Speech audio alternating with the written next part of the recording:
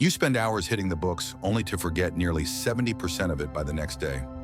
Frustrating, right? But it's not your fault. Your brain naturally deletes unused data.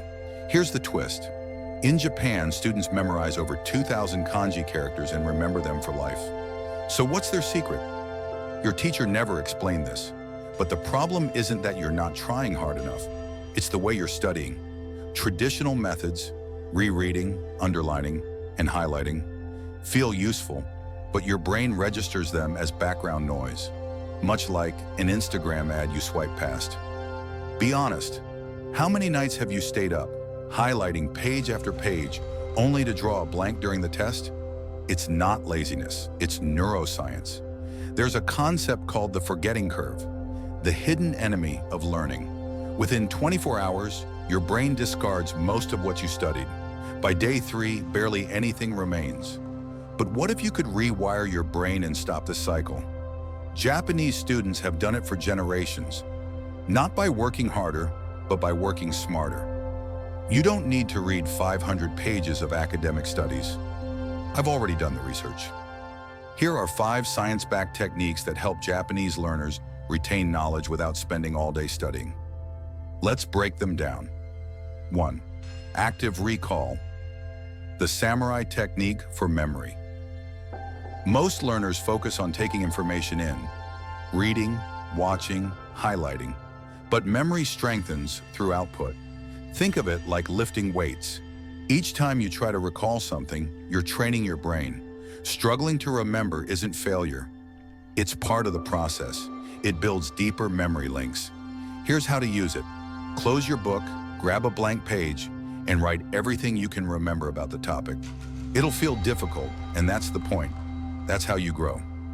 Western students cram, Japanese students cultivate. 2. The Kumon method. Learn in small, powerful steps. The Kumon approach is a simple but powerful Japanese method. Rather than overwhelming yourself with tons of material, you break learning into small, manageable steps. This creates daily repetition and gradual reinforcement, making knowledge stick long-term.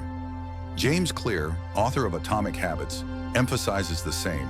Small daily gains, even just 1%, lead to big results. By mastering just a little every day, you build deep understanding in long-lasting skill and without stress or burnout. 3. Spaced repetition, watering your memory like a garden.